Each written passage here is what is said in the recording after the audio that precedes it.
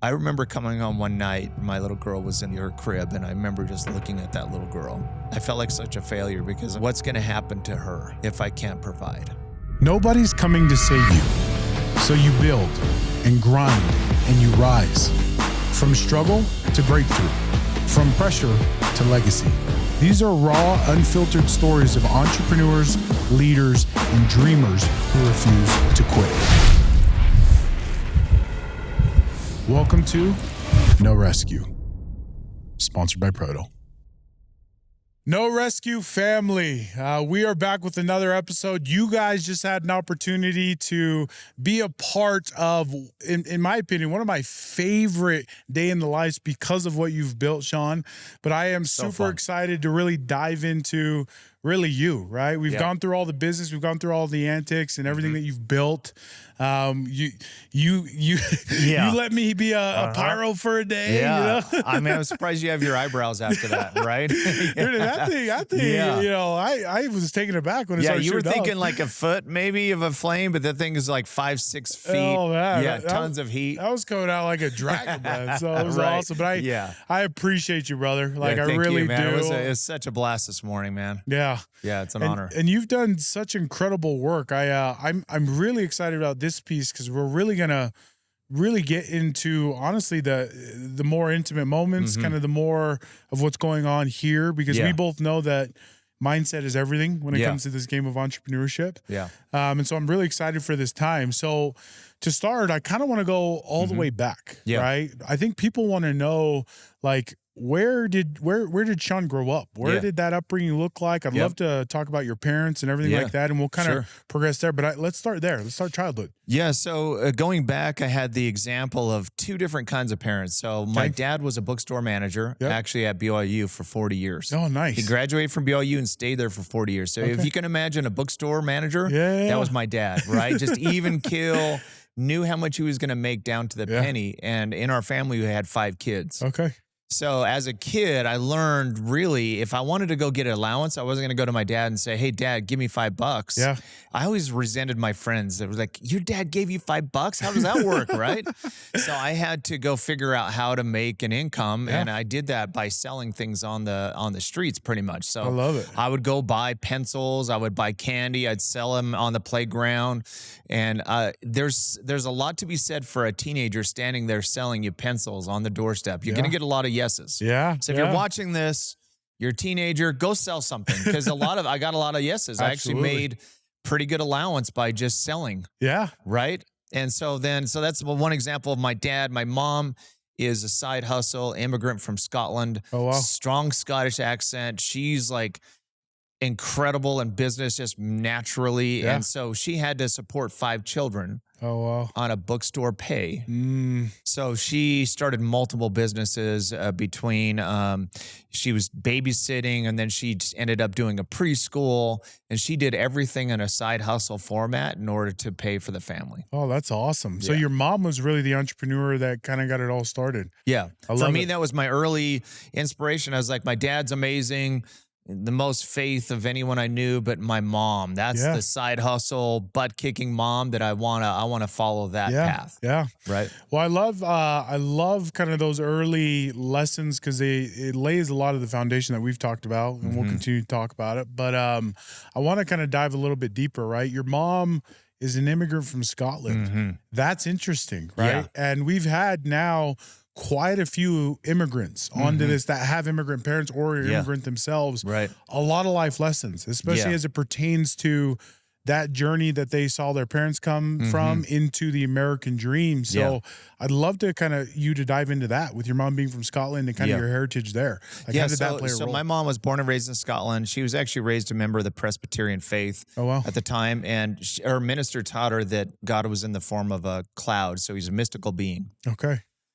So a certain faith knocks on their door, teaches her, that God is in the image of man, and it kind of changed her whole life because the truth shall set you free. And in my mom's case, it did. So she could now close her eyes and pray to a loving Heavenly Father. Yeah. And when she made that decision, all of her some of her family turned, but all of her friends shunned her. She was a 19, 20-year-old girl. They all completely rejected my mom. Yeah. And so she knew that she had to do something. And so literally by herself, she got sponsored by a family and moved to America. Wow. And that was how she came into her faith in Christ, and it changed the whole course of our lives, right? Yeah. That's awesome. Yeah. So I'd love to kind of tap into, your Scottish roots. How, I mean, for me, right, my grandparents are from the islands of Tonga. Yeah. There's a lot of, honestly, frankly, like I feel a big sense of obligation to that community to be able to, build what I built, right? And is that the same in the Scottish, in your Scottish, heritage? Like, I'd love to talk about how does that, and knowing that your family comes from that, how has that affected your journey?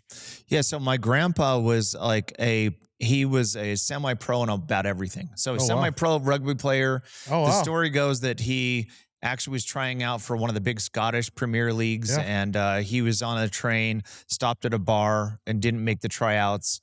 But he was always this semi-pro everything. And so I learned so much. He came to America just to visit and to see his work ethic. Yeah. This is coming from, you're talking about this is a Depression era guy, right? So he was like, I remember like early on in our backyard, he would gather up garbage, make bins for us, like hard work. And what I loved most about him is he taught me how to golf. Yeah. And I still remember him screaming, "Heed down," like, because I kept lifting my head, and every time I golf now, I hear my grandpa screaming in my ear to keep my head down. But he felt it was that important to teach me that discipline and everything else. But I just learned hard work. I mean, you're talking about my grandma was also a hardworking. It's just it's one of the greatest generations for a reason. Absolutely, right? I love it, man. So you come from this very rich Scottish heritage. You obviously have examples of entrepreneurship at a very early age. Yeah. What was the early stages of actually being an entrepreneur after childhood? Obviously, knocking doors, selling things. Like, did you start a business? Where did that all start? Yeah. So 2009, I decided to start a business, and you're a real estate guy, so you know what 2009 was all about, dude. I wish I would have gotten a time machine and shaken myself and say, "Hey, don't start a business right now," right?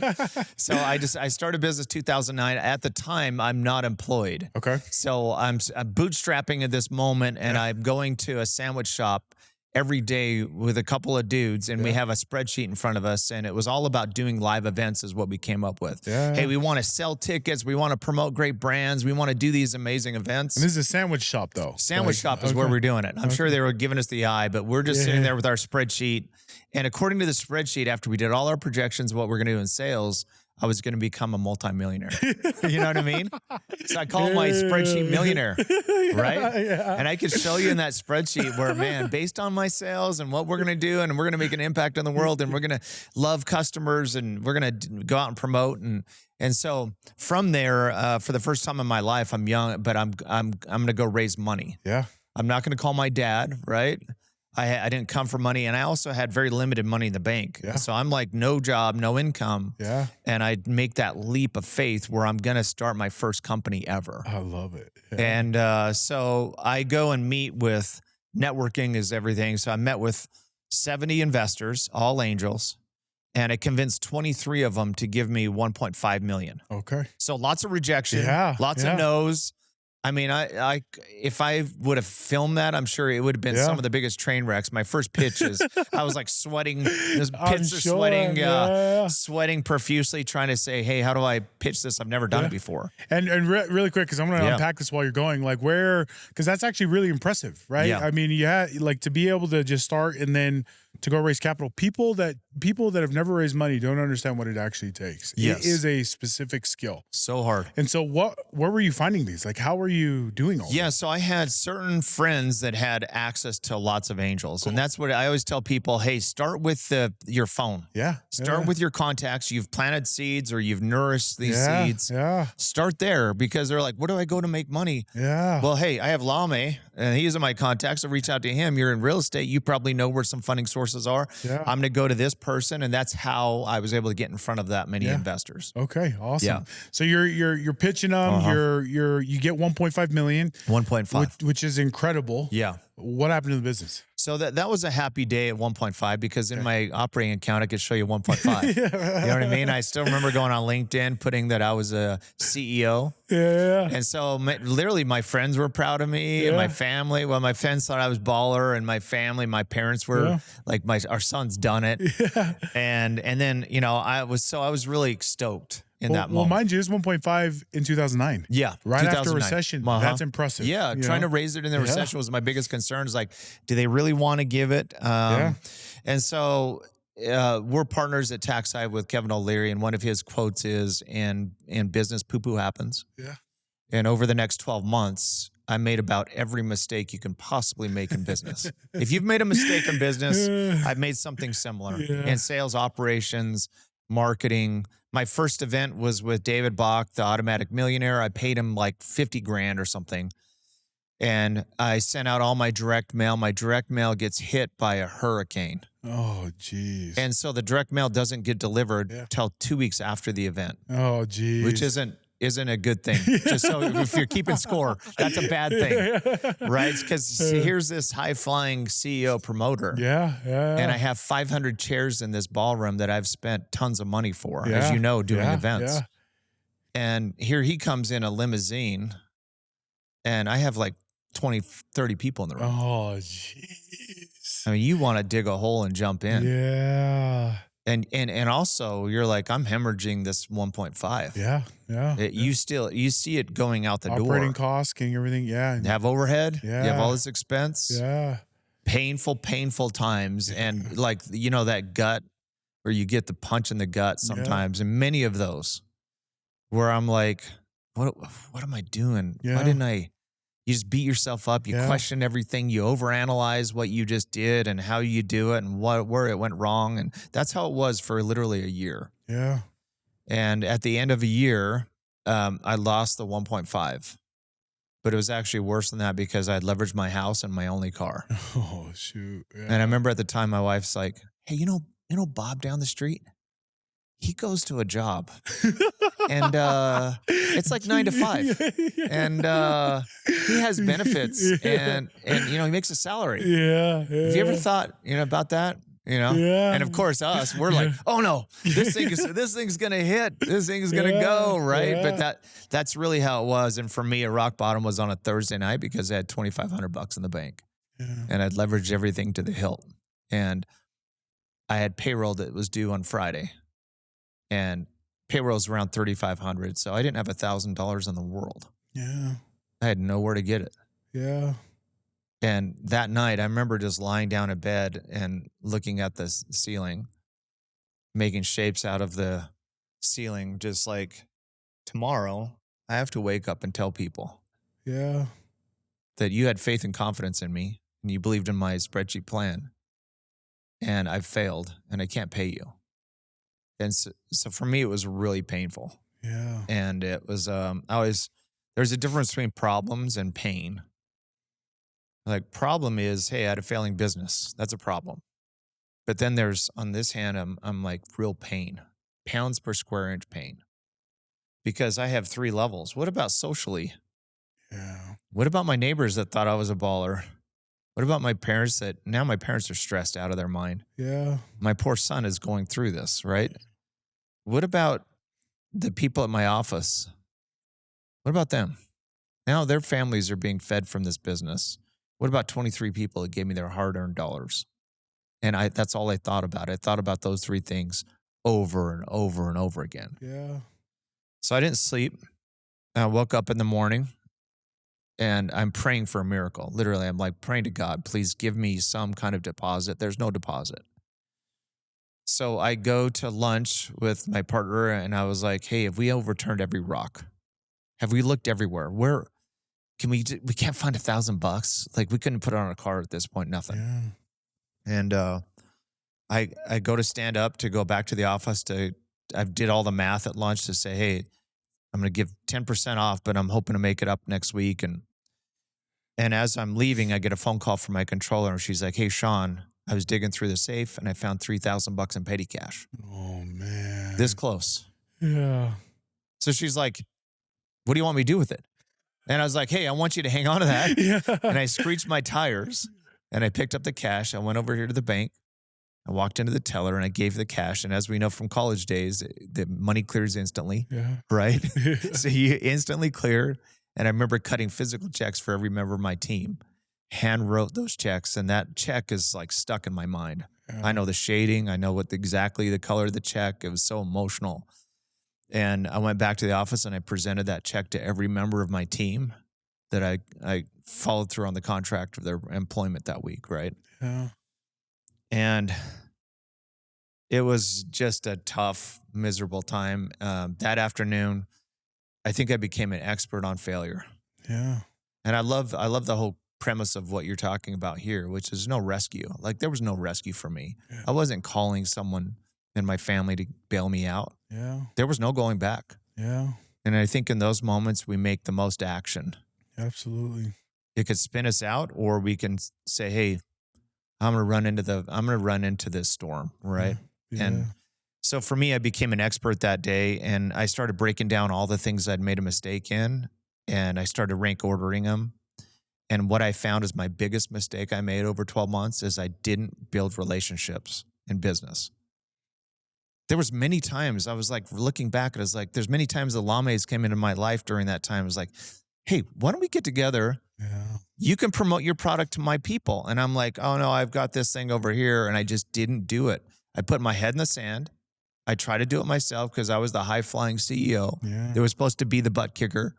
And I didn't do it. And I'd made a determination that day that I was going to build relationships in business. Yeah. And that's what changed my life from there.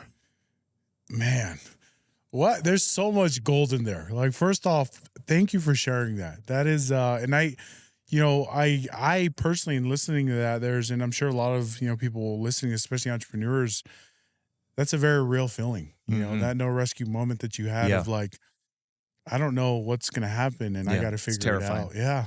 Yep. And in that moment, I want to unpack that. Right. Yeah. And I want to kind of, because the unfortunate thing about being an entrepreneur is that's probably not the last time you felt that. Right? No, not at all. I have more. How long? Can we go now to 3 hours? Exactly. Yeah, right. And we're going to dive into more in that. And I want to continue to highlight some of these because there's gold in them. But let's go back to this moment. You're married, have a child. Yeah. What is home life? Right? Like what is like, and what are some of the rocks and like, cause obviously, there's that one day that you highlighted, but you've been feeling it for weeks. You were smart enough to see it coming, like there's other pain points here. Right. How are you getting through it? What are the things that are your rocks, right? Yeah. So I have, I'm a girl daddy. So at the time I have 3 little girls, kind of like your family. It's awesome. Just 3 little girls. But we've been taught our whole life is you're supposed to provide for our family. Yeah. Like literally since you're birth, you're like, I'm going to be a dad. I'm going to provide for my kids. And I'm excited about that. And then when you can't do that or you're facing that, I remember coming home one night and I remember my little girl was in literally her crib. And I remember just looking at that little girl and I'm like, I felt like such a failure because I was like, what's going to happen? Your mind plays tricks on you during that time. It's what's going to happen to her if I can't provide. And that's ultimately what happens because what if is a very painful question you end up asking yourself. What if this happens? What if? And I had a great friend give me advice and turn that if into an is. What is the potential? What is something I can do? But for me during that moment, it was what if? Yeah. So you're looking at this little girl in the crib and you're like, what if I'm literally on the streets and I can't provide for this little girl, right? And that was part of the stress. And I think what happens, if you want to know what's going on in a man's mind, this is some of the stuff that we're born with and that we think about is how do we provide and give that child a great life? Yeah, yeah. I love that. That's beautiful. So I kind of want to hear more of these and I want to kind of progress because obviously there's still a huge gap Yeah. I love hearing the story because it's the start of Shawn Finnegan. Right. It's the start of the X Room. Yeah. It really is, right? Yeah. And there's still so much delta from then to now.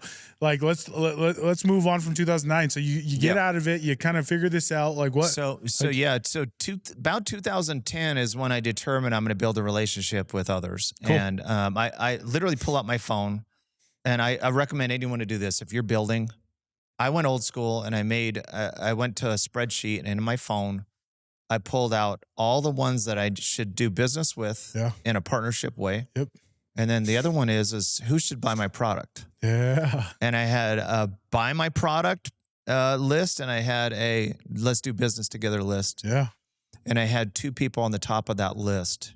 One of them was the most genius guy I knew, and I was like, man, if I could just work with him. And I called him up that Friday, and I was like, hey, I was as vulnerable gets. I was pouring my heart out to him, and he's like, hey, let's go get sushi. Let's talk. And at sushi, I broke down all my stuff, and he's like, have you considered this? And he starts doing it out. And ultimately, I partnered with him. And then I saw what the value of relationships is, because he had tons of relationships. I was like, dude, that's what I was missing. He brought in this person, this relationship. Yeah. Dean Graciosi was one of his relationships. Oh, wow. Brought him in. And I just saw this build in front of me. I was like, that's how empire builders build. They build relationships. Yeah.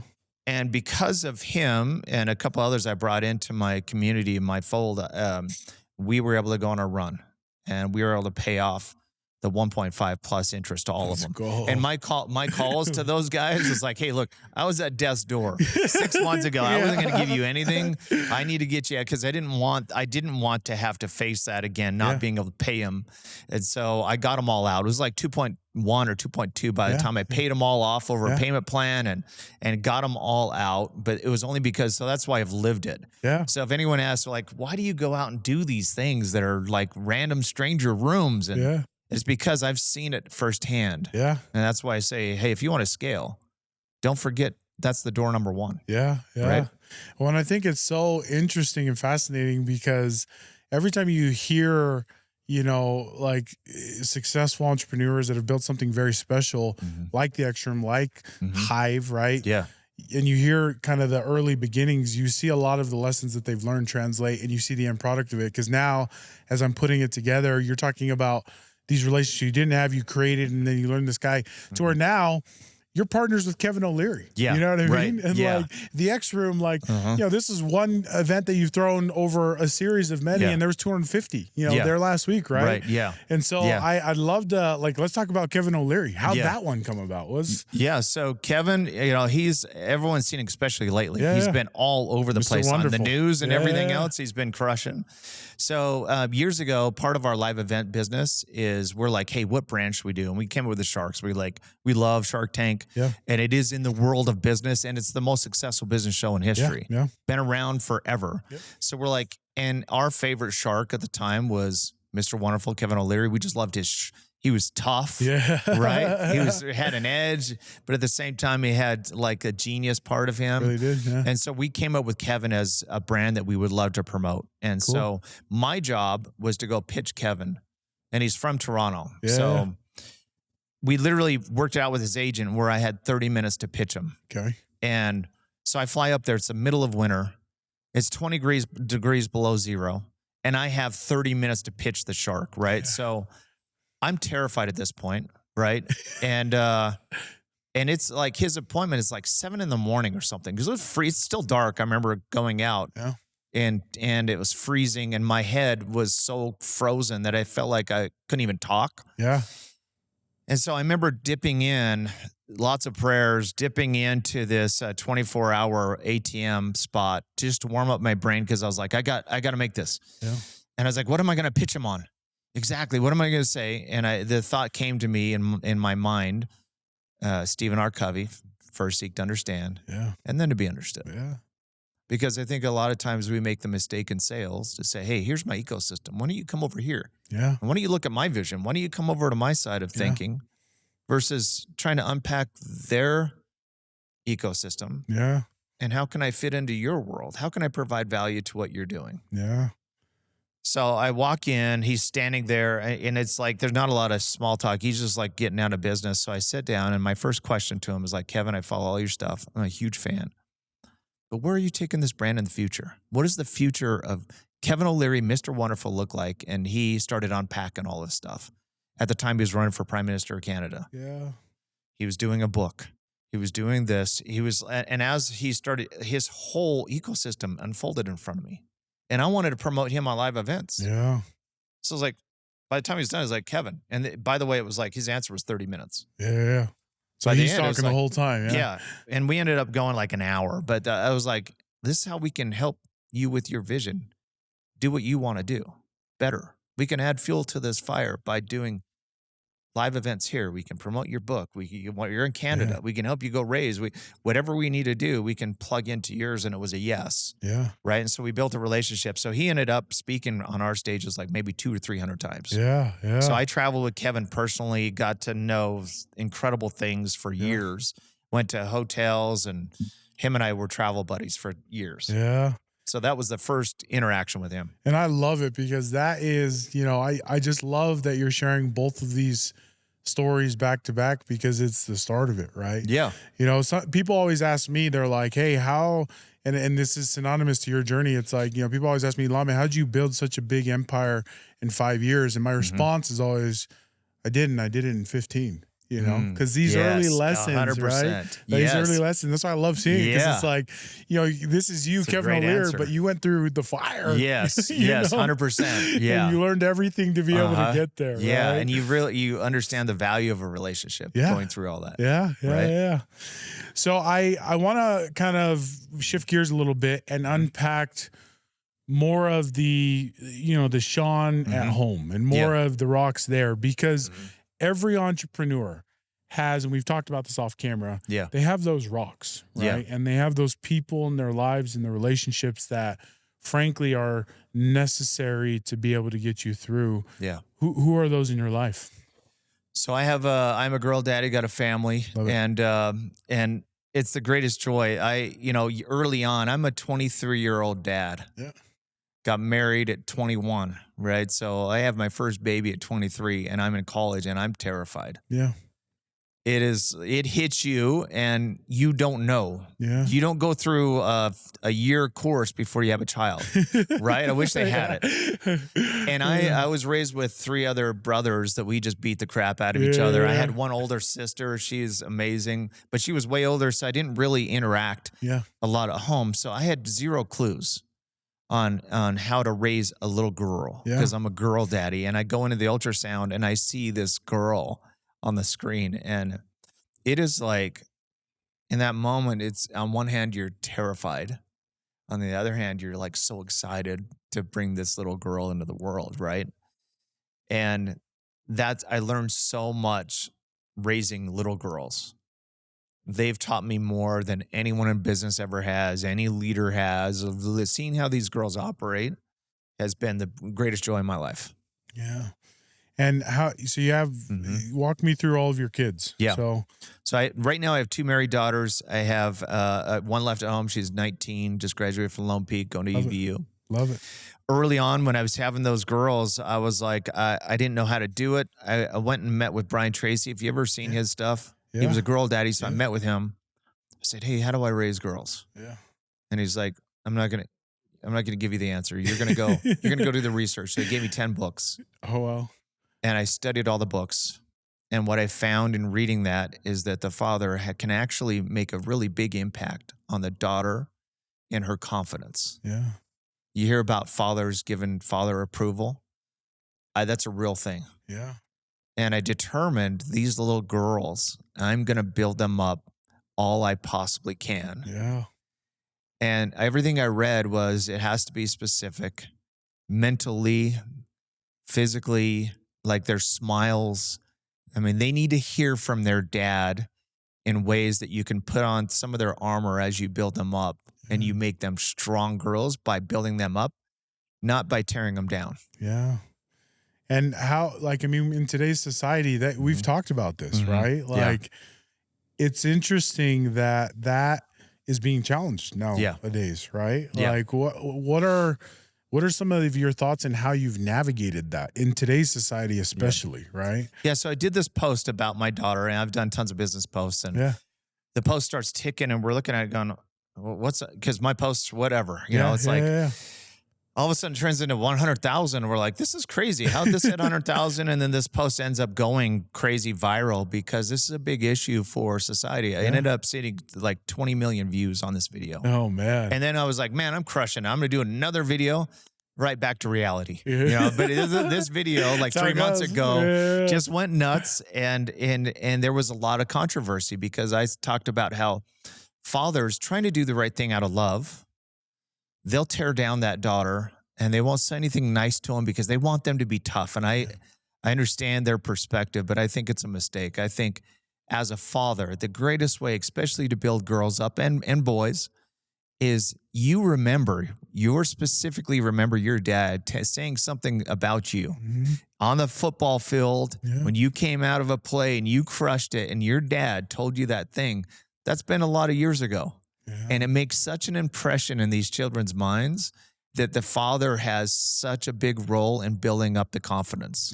Right? Yeah. And so that's what I try to do every day with my daughter, still do. That's beautiful.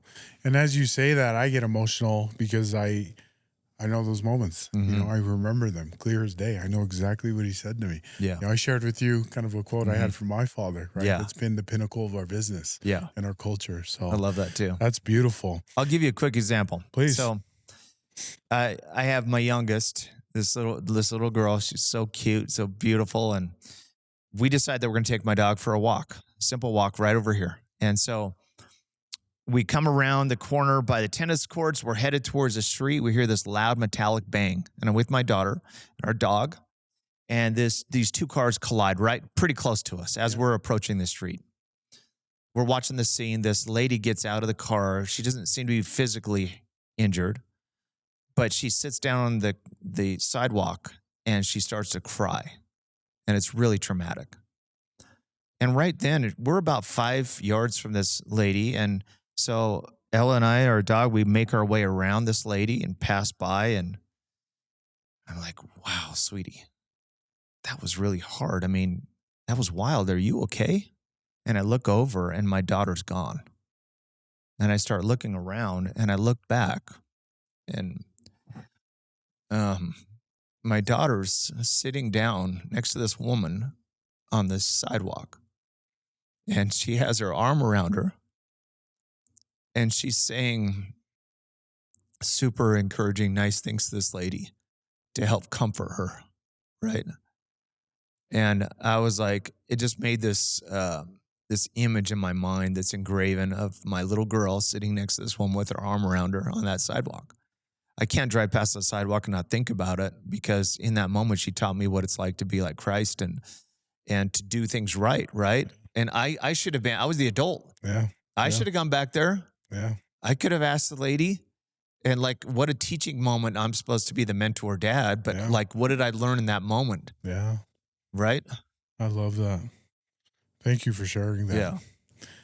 I kind of want to stay here a little bit, and this is where I really want to pick your brain and finding these parallels because we both know that it's these moments of, and you said it yourself in this podcast that your daughters have taught you more about entrepreneurship than anything else, right? What are some of those lessons? What are some of those parallels of fatherhood and being an entrepreneur? Yeah, you know, it's a challenge. I think early on I grinded so much and I did it to try to help, but my whole perspective changed because I have 2 married daughters at this point, right? And I've been surprised how much during those years where I was grinding, and I have a fair amount of guilt of not being there because like I was trying to get things going, right? I hate the conversation of balance because at certain times in your life, it's not in the cards. You can't balance. You just, if you got something to do, you got to go out and get it, right?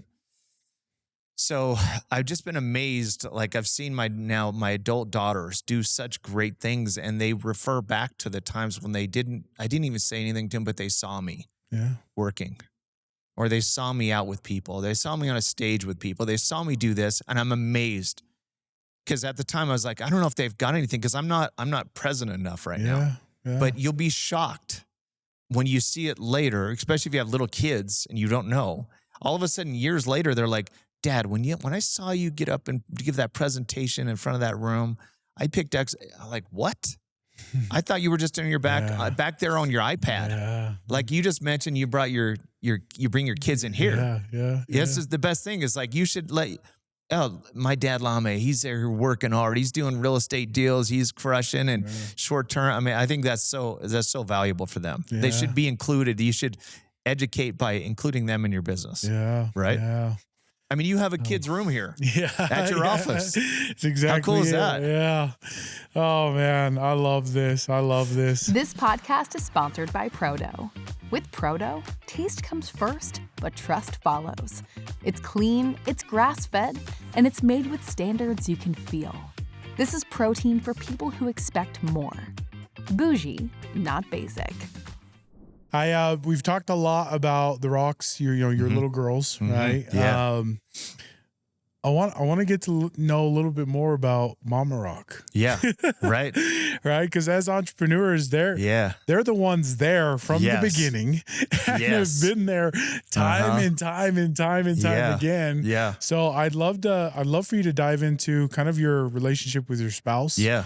During these hard moments, what that was like, and that support system there. For the first time ever, we got to do a podcast together about a month ago, and it was she's never done one. Yeah, she was terrified. You know, like, wait a minute, what camera? What do I got to see? You know, she was just losing sleep on this thing. But we talked about some of these experiences of going through the trials and hard times, and one of those is I moved her down to Tucson, Arizona. Okay, and this is in an ancient company called AOL.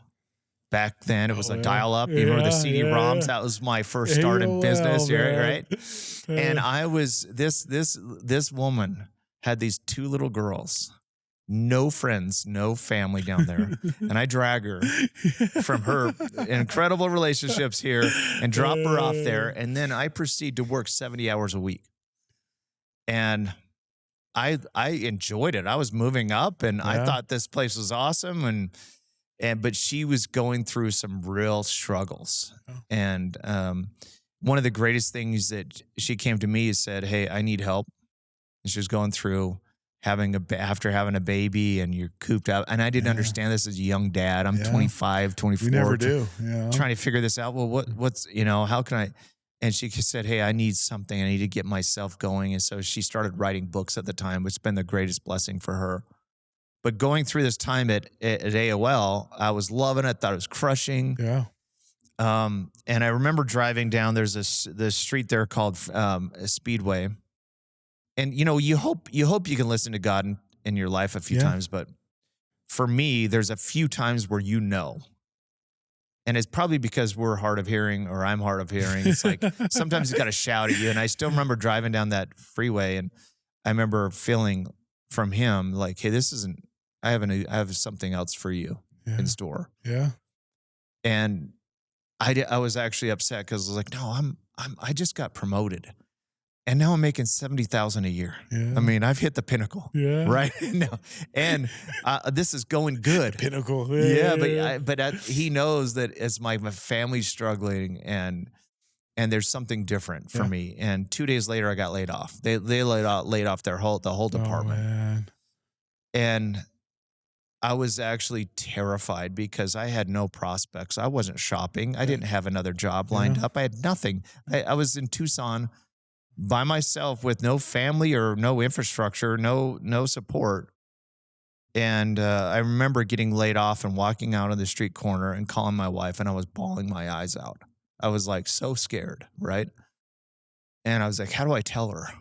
Because I just lost my job, and the severance was like $1,000 or something, or $2,000 or some tiny severance. I was like, so we have $1,000. So I called my wife, and I'm standing out in the corner, and I was like, I don't know how to tell you this, sweetie. I just don't know what to say, but I just got laid off. I don't know what we're going to do. And she's like, okay, we'll figure this out. We'll make it work. And it immediately put me at ease, because it was like, okay, yeah, we can get this, right? And we ended up literally putting a U-Haul together, moving back here. On my drive up, I called my contacts and I got a job offer by the time we hit Utah. But in that moment, you couldn't have convinced me it was the best thing ever. Yeah. But it was the greatest thing for me in my life because got her back here with her family and her support system. She was doing so great, raising her kids here, everything else. So, but I could tell you maybe a big chunk of those times, going through those hard times, where she said the same thing. Okay, we'll figure it out. Yeah. We'll make it work, right? Yeah. And that's like, it's not talked about enough how much that means to an entrepreneur to have a supportive person, backing them. Yeah. Right. I always tell people one of the greatest business decisions I ever made was marrying my wife. Yeah.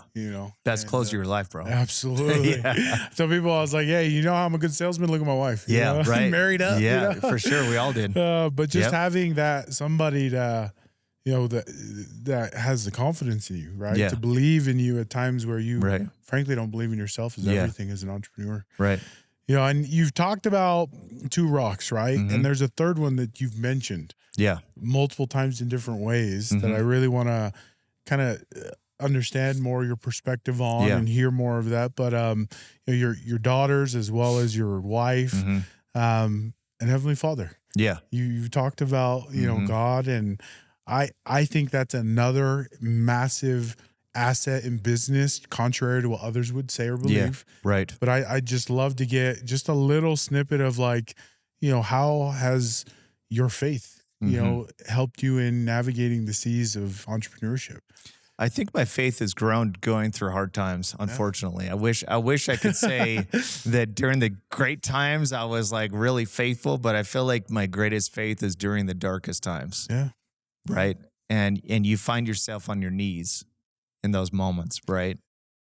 And there's certain times that I know I could not have made it through all that without all 3 rocks, right? Between your family and God in your life. Yeah. And there's so many times I turn to him and just ask for help, as we all do. Yeah. And you know what? It's been amazing to see him, you don't know it in the moment, but all of a sudden you're like, how did this person come in? How did I think to call this person after getting laid off?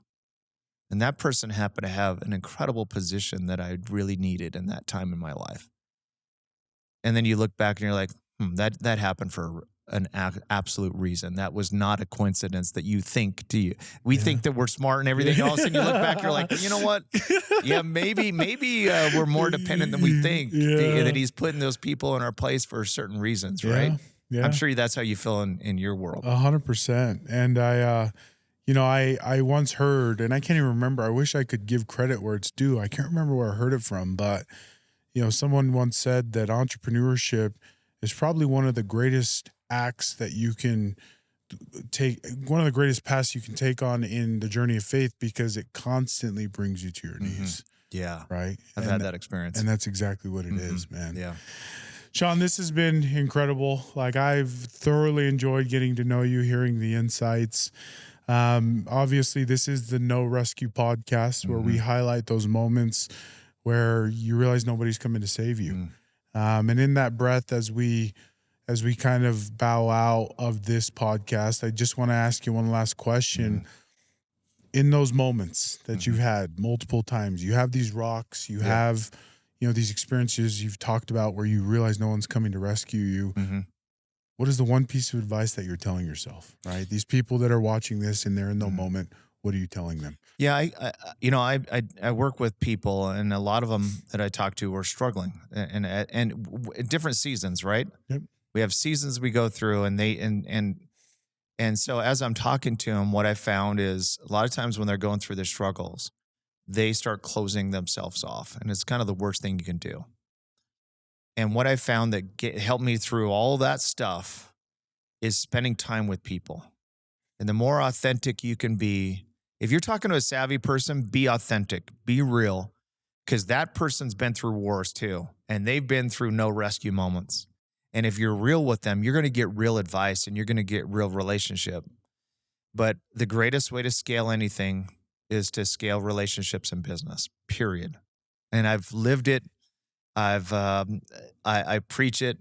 And so if you're watching this and you're struggling in any way, shape, or form, Start reaching out to people in your community. Reach out to your phone. Start putting your stuff together. Go to live events like we did last week. Start really building that community, and that will determine your altitude of what you can do in business. Shaun, this has been an incredible moment. I appreciate the time. A lot of nuggets in there. Thank you for spending the day with us, for letting us to kind of pull the curtain back. This has been incredible. When I saw the schedule, it was like 6 hours. This is so awesome. One, it's dedication. You're thinking things different. You're putting out content, and this flew by. I mean, this was an absolute blast, and it's such an honor that you invited me. Well, I appreciate you being here. This has been incredible. For the No Rescue family, I know they appreciate you. Thank you so much. Please let me know if you need anything. Appreciate you being on. Thank you, Lame. Appreciate it. That's a wrap. Sponsored by Prodo. Flavored protein, not protein flavored. Discover our 20+ luxury flavors at prodoshop.com.